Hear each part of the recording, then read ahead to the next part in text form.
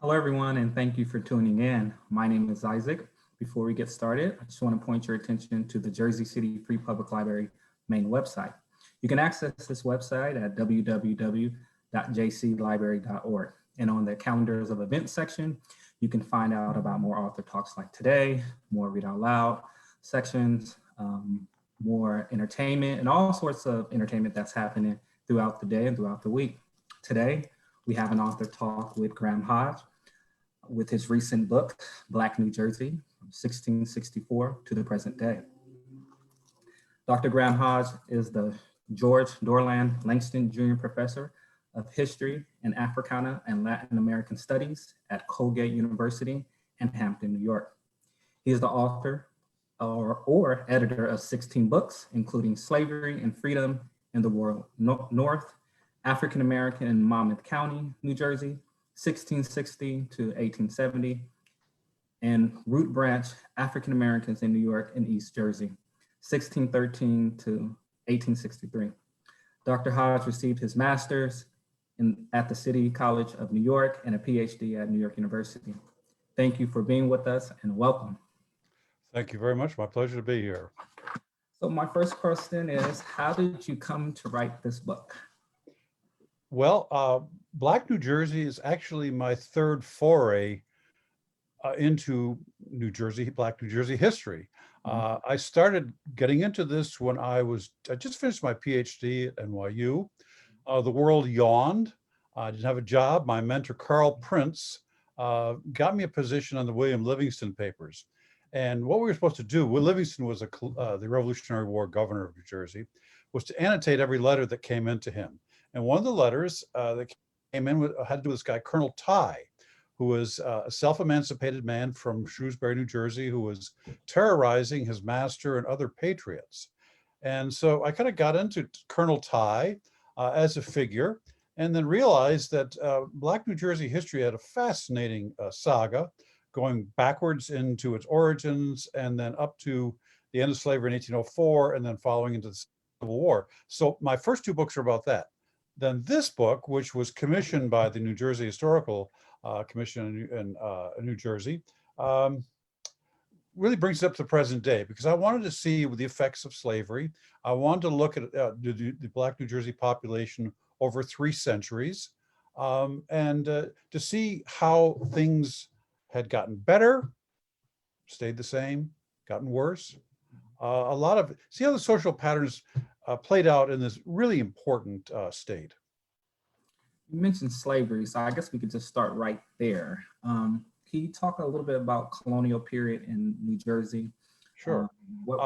American Slavery in New Jersey is there from the origins of the colony in the 1660s, right through gradual emancipation in 1804. But gradual emancipation didn't mean that everyone was free. People had to serve terms. They're called term slaves. And they could be bought and sold during that period. They had to work for 21 years for women and 25 years for men. And that continued well into the 1840s and 1850s. When I did the book on Monmouth County, I was amazed to see runaway notices for enslaved people in Monmouth County as late as 1857, just before the Civil War. And so enslaved people were the laborers for New Jersey's grain economy, for its ports. New Jersey's slavery is different from the South in that it's largely small farm. Most holdings would be probably anywhere from 5 to 6 enslaved people. Okay, this creates a real powerful intimacy between the master or mistress and the enslaved people, but it was just as tough as it was in the South. So but basically for over half of New Jersey's history, slavery has been one of the principal engines of economic growth, and sadly, the state is for its Black residents. So what did slavery look like in the 1600s in terms of work, labor? What did enslaved Blacks do in terms of labor? Most enslaved men worked on farms, which meant that they planted, cultivated, harvested, mostly grains, but they'd really be jacks of all trade. You see some of the fugitive slave notices, and then people, would be described as, very handy in the fields, but also good carriage makers, good blacksmiths. They could be domestics. They might have a lot of different roles.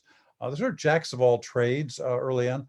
Women tended to be domestics, but they also worked in the fields as well. So it's not highly skilled labor. At the same time, it was very intensive, and they worked all year long. There were no down times. At the beginning of the book, you mentioned Bergen County as an area where people in bondage were kept. Can you talk about Bergen County? Sure. Bergen County is settled initially by Dutch landowners coming over from New York. Okay? And the Dutch were among the most persistent slave owners in New Jersey. At various points in the colonial period, most notably in 1840, but also later, enslaved Black people accounted for 40% of Bergen County's population. Okay? That means that they were doing all of the work on these small farms. The other thing about Bergen County is while there were a couple of plantations very early on, they didn't last. So it's a county of small scale slave owners.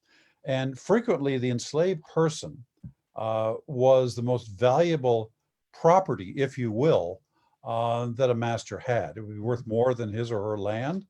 Okay? You can see this in the wills. The enslaved people really are their most significant property. And of course, also they're the laborers. The other thing about small farms is that Dutch and Huguenot families of any kind of sizable family, it's very difficult to distribute the land among the sons. Okay, which means they have to keep pushing further west. Why? Because the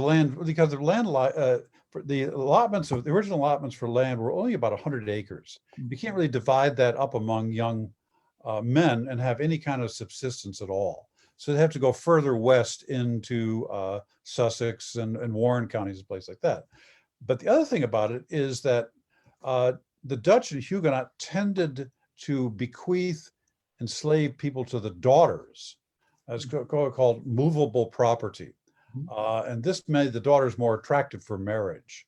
But it meant that white women were very commonly slave mistresses.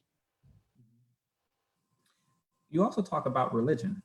Can you speak a little bit more about what kind of religion Blacks practiced during this time period? During the colonial period, the Church of England, the Anglican Church, made efforts to Christianize enslaved people. This had a lot of political ramifications. Although New Jersey passed a law in 1704 saying that baptism did not disturb one's civil condition, meant you weren't automatically free if you were baptized, a lot of people didn't believe that. A lot of white people didn't believe that, and so they were very reluctant to send their enslaved people to church. A lot of Black people didn't believe it either, and so they felt, that once they were baptized, that they would gain some access to freedom. Okay? That's a significant way. The other, of course, are the Society of Friends have a very large presence, especially in southern New Jersey, or western New Jersey, it was called then. Okay? They tended not to admit and enslave Africans into the faith, but after 1755, they moved to free enslaved people. Okay? So they're one of the original abolitionist movements, okay, in New Jersey. The dissident denominations, here I'm speaking about Presbyterians, Baptists, Methodists especially, all of those groups are also significant in New Jersey. And it's more the Baptists and Methodists who allow access and membership to Black people. I asked that question because there's also mentioned in this book acts of resistance. So could you talk how acts of resistance are related to religion? Sure. Enslaved people resisted slavery by running away, by sabotage, sometimes by revolt. There was a conspiracy in 1734 that was very well advanced. Blacks also took part in the 1741 revolt. There are many Blacks who go to fight for the English during the Revolutionary War. There are several hundred of them that we know about. So there's that kind of physical confrontation. But religion, especially during the Great Awakening, when enslaved people receive messages of salvation personally and come to believe that they can be free of their own understanding of religion. This is a very powerful thing. It means that your master is really not going to interpret God for you. You'll do it yourself. And so among the runaway notices, and I did a whole collection of about 800 of these things, you'll see enslaved men who are preachers, speak of the gospel, have a lot to say about this. Okay? But also there's a sense that religion offers some sense of freedom, or at least possibly a pathway to freedom. Okay? So it offers spiritual sustenance, and it also offers possibly some practical methods for emancipation. What were the reception for white Jerseyans, in terms of allowing Black people to practice religion on their own? Initially, was resisted. The elite, those who wanted to be close to the Church of England and therefore, for political reasons, would send their enslaved people to the schools. And there were schools in various townships quite early on, Perth Amboy, Shrewsbury. But in general, there was powerful resistance. There was a Black man named John Jay, J-E-A, who wrote a wonderful narrative in the early 19th century. And his master told him there was no reason for him to go to church because he had no more understanding of God than a horse did. Okay? So most masters didn't want that to happen because they didn't want to get ideas of freedom and equality instilled among their enslaved people. So initially, there's a lot of resistance to this. Even among the Quakers, while they freed the enslaved people, they tended not to admit them into the church. William Bowen, B-O-E-N, becomes a member in 1810, but he's in his 80s by then. I mean, he's been around the Quakers for 8 decades, and only then that they see clear to let him become a member. Can you talk a little bit about, there's a lot of conversations and, mention of the Underground Railroad in Jersey City being a stop on the Underground Railroad. I'm in Jersey City. Yes. Can you talk a little bit about that? The Underground Railroad was always there. Enslaved people ran away from their masters or their mistresses from the beginnings of slavery. And we can see the runaway notices. There are laws about this. Okay? There are connections between these small numbers of free Blacks and enslaved people straight on through. Okay? And the book that I mentioned before called Pretends to be Free, which came out in the new edition a year or so ago, there are roughly 400 or 500 notices. I mean, that's just the tip of the iceberg of people running away. So it always was there. Then during the Revolution, the British invite Blacks to come and fight for them. And they do by the hundreds from New Jersey. They're part of this massive rush of Black Americans to support the Crown in exchange for freedom. That extends into the Underground Railroad after the Revolution itself. And it certainly was present. Isaac Hopper is a very interesting Quaker from Philadelphia who helps out during the first part of the 19th century. And he's aided as well by free Black people. As Blacks begin to see cities as places of refuge, they go in there, and people like Hopper helped them out. It becomes even more organized during the 1820s and 1830s. There's a picture of a church on the front cover. And this is Bethel AME Church in Springtown in southern Jersey, right there. That photograph, by the way, is taken by a photographer named Wendell White, who is a terrific Black New Jersey man who's been dedicating his life to recording the history of Black people in the state. But anyway, back to Bethel AME. This is one of a number of churches in Black communities in the southern tier, roughly going from Philadelphia over to Cape May, where people came up from Maryland, Virginia, Delaware, settled there, established churches that are way stations for people coming up, following from the south. Harriet Tubman, for example, starts off in Cape May, and she works in hotels owned by Blacks, and she works with various churches in the southern tier. So by the time of the 1840s, 1850s, New Jersey is a crossroads for people coming up from the south. They either go up the western spine from Philadelphia, Trenton, and onwards into upstate New York, or many of them, it seems, did the oceanic method by going from Cape May up to Tom's River and following up to Perth Amboy into the city. New Jersey's a pretty tough place. There are also a lot of slave catchers. These are young white men who make money by recapturing enslaved people. So they had to be very careful. Also, New Jersey was a state that was generally hostile to Black people during the antebellum period. So they did stay, especially in those southern towns, but any of the Black communities that emerge in the period after gradual emancipation, generally to be hospitable to people in flight. What were some of the more concentrated areas in New Jersey where Blacks began to build communities and own property? I remember reading, you noted there were several Blacks who were very successful in terms of buying property and opening up their own businesses. So can you talk about those areas in Jersey and those businesses? Sure. Initially, Blacks become freer and owned land in the southern regions. Trenton, okay, Princeton has a Black middle class, a school. Of course, Princeton's where the descendants of Cyrus Bustle, who was a Philadelphia Black, live, and eventually that family produces the Robeson family. And when William Robeson moves up from the south, he's one of the people who are come up in the Underground Railroad.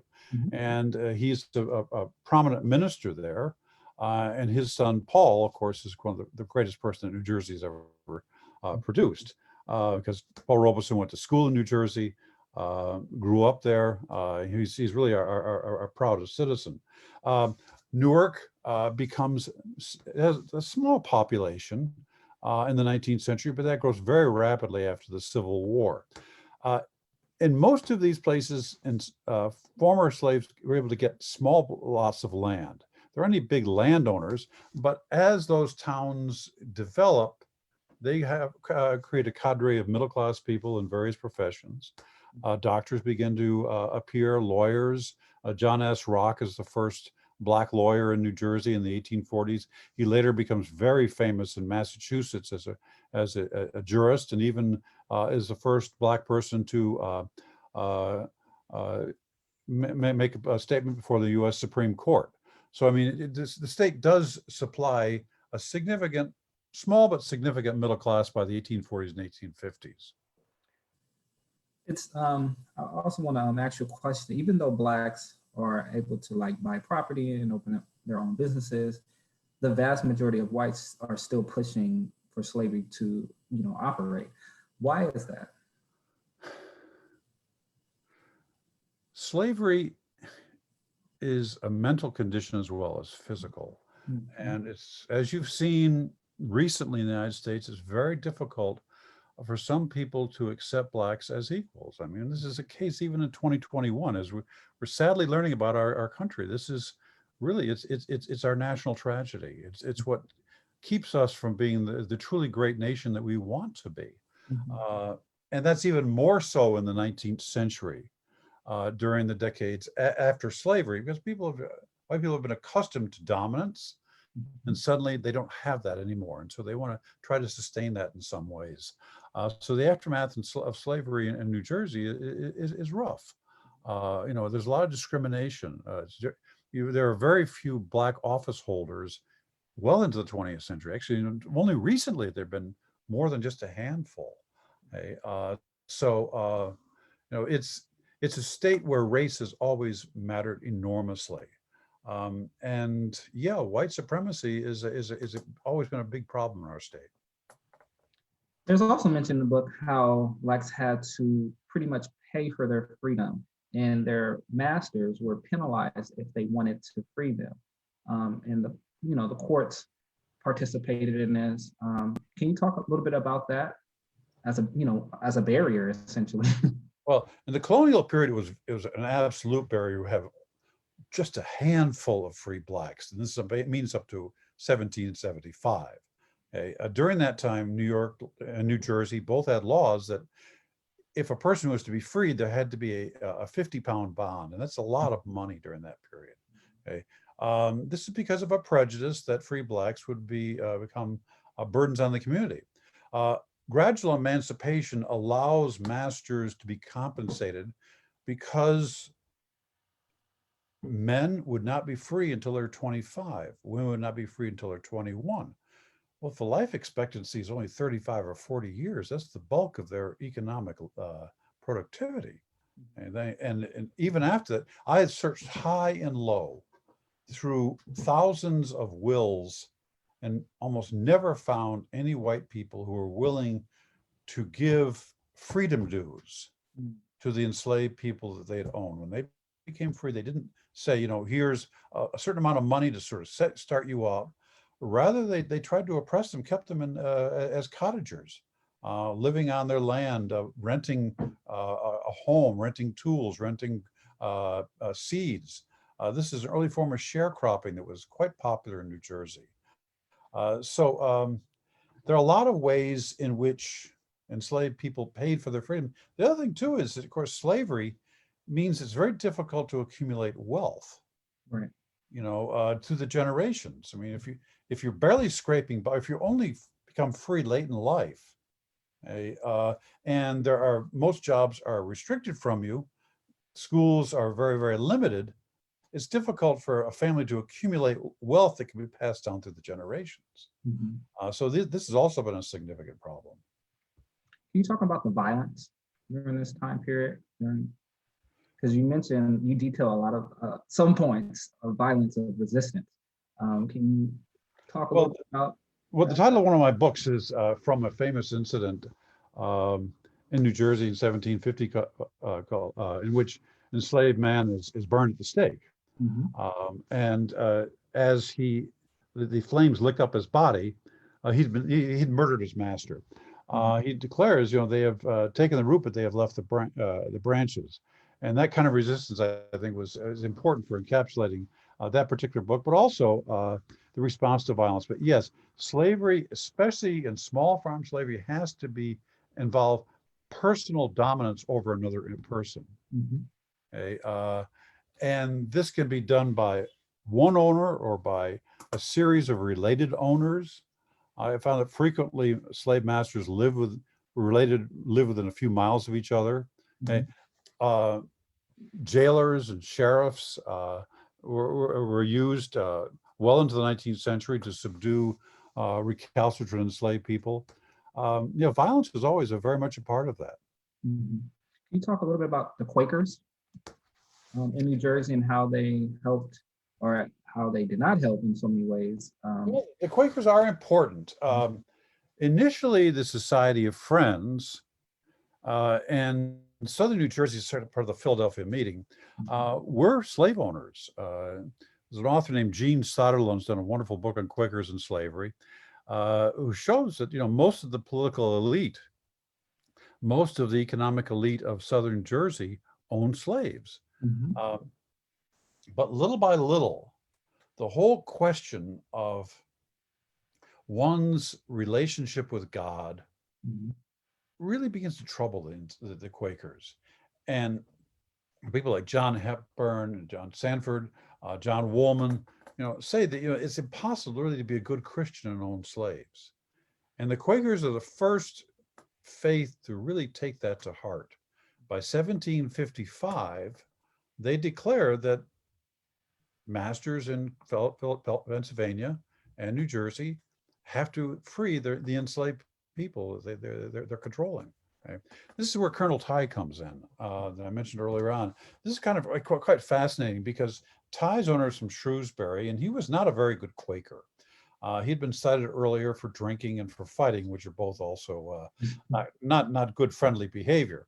But he is one of the last in Monmouth County among the Quakers to own slaves, and he won't give them up.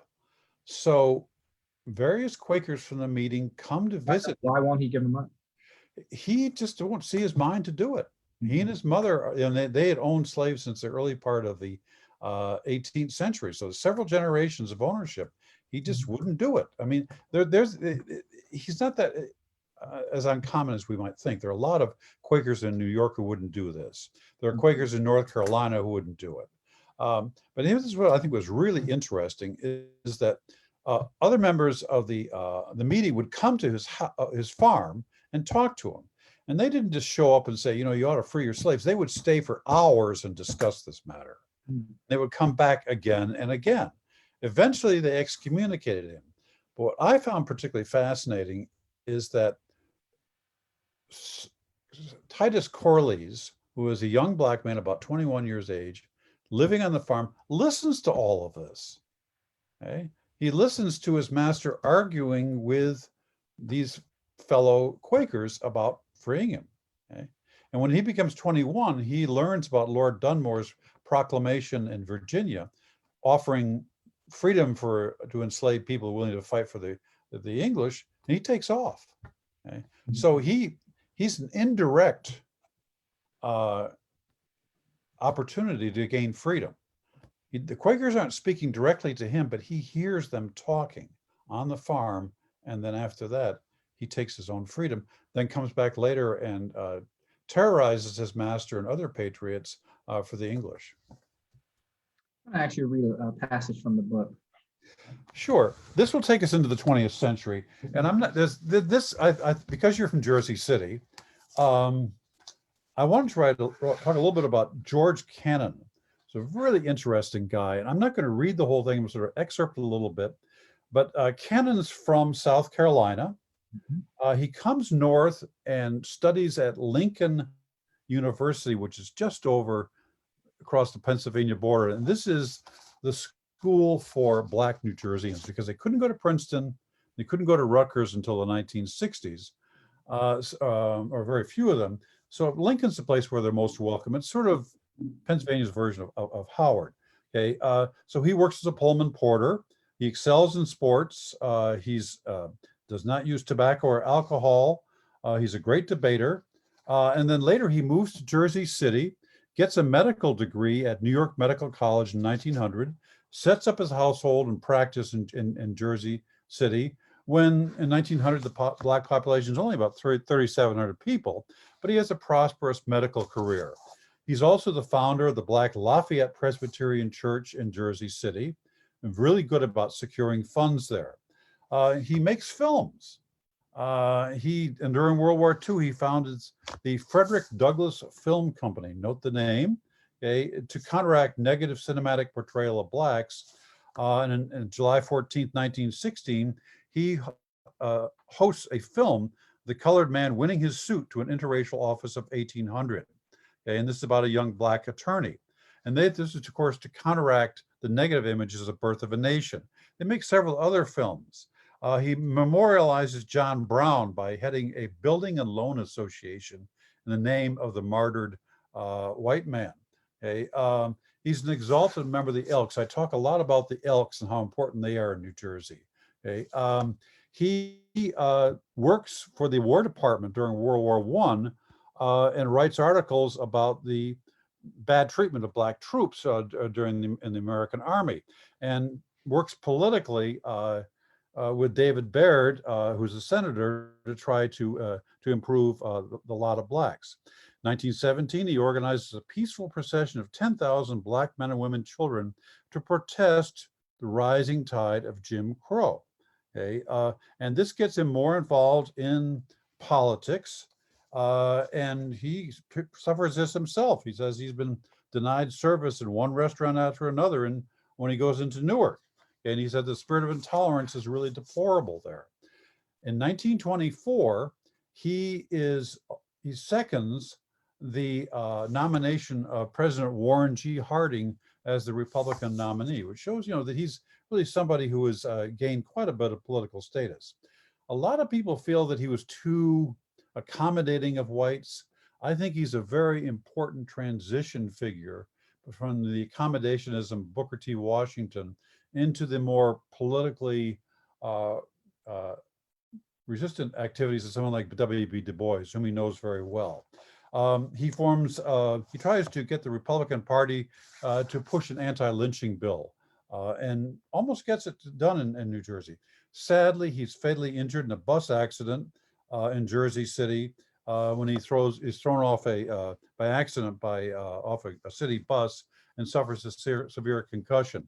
And after that, there's a significant memorial for him and one of those who send tributes are Du Bois and also President Calvin Coolidge. His son then goes on to be an important radiologist in Harlem. I mention him because, of course, he's from Jersey City, and that's where you are, but also because he's emblematic of the Black men and women who, a generation or so out of slavery, become educated, become successful professionals, engage in politics, try to work hard to improve matters for Black people in New Jersey, okay? And do so in a whole variety of ways. Think about it, he's a physician, okay? He's an important churchman, he makes films, he's a political figure. I mean, he's kind of a Renaissance guy, and I thought it'd be nice to share a little story about him with you. Can you talk a little bit about Paul Robeson? He's often associated with New Jersey and the contributions that he made too. Yeah, I mentioned Paul Robeson earlier because he's a descendant of Cyrus Bustle, who was a free Black man from Philadelphia and from New Jersey. And that family has a number of well-known people. Sarah Mapps Douglas is a very important Black woman in New Jersey in the 1840s and 1850s. But Robeson is the son of a Black minister in Princeton. Mm-hmm. And he has an older brother whom the father wants to enroll in Princeton University. And this is a very sad moment. He goes, so this is a Black minister he's head of the Witherspoon Church in Princeton. He goes to see Woodrow Wilson, who's then the president of Princeton, says, I'd like my son to go here. And Wilson says, not a chance. We don't admit Black people into the school, right? And that was, of course, an embittering experience because, he'd lived there, he'd worked at the school, he'd been a friend of many of the white people there, but they wouldn't admit his eldest son. Okay? And he also signs an anti-lynching bill, and for that he's dismissed from his position because it's clear that he's this Reverend Witherspoon is someone who is standing up too much to white people. So he's dismissed and he gets a smaller church nearby and he works as a janitor there. But his son, Paul, becomes an outstanding athlete. He enrolls in Rutgers University. There is an all-American athlete and also Phi Beta Kappa. He's #1 in his class. Okay? So this is a person who really, again, does it all. Later on, in 1920s, he moves to New York City, becomes a very famous actor, and eventually probably the most famous singer in the United States in the 1930s.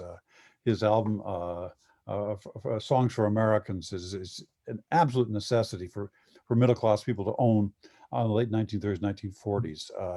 And he's a world-famous person by that time. But yeah, he never forgets his New Jersey roots. And of course, now there are parts of Rutgers University named after him. Mm-hmm. What are some of the big takeaways you want readers to get from after reading your book? New Jersey Black history is an important part of the state's past. Black people were in New Jersey from the beginning. They always worked in New Jersey, supported the economy. Okay? They fought for its freedom. They fought for the meaning of New Jersey's freedom. Okay? They fought in the Revolution for this. They fought in the Civil War for this, in both world wars, and also the wars, the late part of the 20th century. Okay? So their saga is intrinsic and critically important to the state's history. It's also one where you kind of get the whole story. Rural Black life, urban Black life, very poor people, very successful people. Alpine, New Jersey is the home of Chris Rock and a number of other very wealthy Blacks. It's a place where you have real plutocrats living. Same time, of course, New Jersey continues to have a lot of people in poverty. It's a story where you get the growth of the Black middle class as much as I think anywhere around the United States. So while it's individual to it as a state, it's also something you can really get a good sense of what Black America is about. I think that's an important takeaway. Right within this state, you can see what Black America is about in all of its manifestations. 1664 to the present day. So any thoughts about Blacks in New Jersey present day? Right now. Mm-hmm. Again, it's mixed. There finally is political representation. We have Mayor Ras Baraka. He's one of a number of Black political leaders in the state. Sheila Oliver is now the lieutenant governor. Cory Booker is a senator. So for the first time, there's genuine political representation. There are significant Black middle classes in all the major towns. There are also a lot of poor people in New Jersey. So if anything, change and improvement has been incremental. Okay? I can't say it's been a wholesale change. There's a lot of positive signs, but there's still a lot of work to do. And I think, but that's true, I think, for the Black story across the country. What's your next book project? Well, I've always been interested in the people of New Jersey, and one of the persons that I've really been fascinated is Marion Thompson Wright. Mm-hmm. Many of you know her name because there's a lectureship in her honor at Rutgers Newark. It's the biggest Black history event in the state, really one of the biggest in the United States. She's from Newark. She came from a family that just recently came up from Virginia. Her family is broken. She has children when she's in high school, but then she returns, becomes an outstanding student, goes off to Howard, and there excels. Later, she returns to Howard. She's the first Black woman to write a dissertation, become a PhD in the discipline of American history. She does this at Columbia University in 1940, and her book, the Education of Negroes in New Jersey, is critically interesting for understanding that aspect of Black past in the state. She also writes a number of different articles on Black voting and on Black civil rights. She is the editor, one of the editors of the Journal of Negro Education for about 20 years. And so my next book is a biography of her, along with her book, The Education of Negroes, and a number of different articles by her. And that'll be coming out at the end of this year. She's a really fantastic person. I recommend that you all get into her because she's one of the greatest people that New Jersey's ever produced. Black New Jersey, 1664 to the present day. Where can viewers purchase your book? Well, you can certainly get it online. I think that you have given people an opportunity to purchase it directly from the publisher for 30% off. That's not a bad deal. It's sold pretty well. I think it's now into its second printing, eventually be in paperback.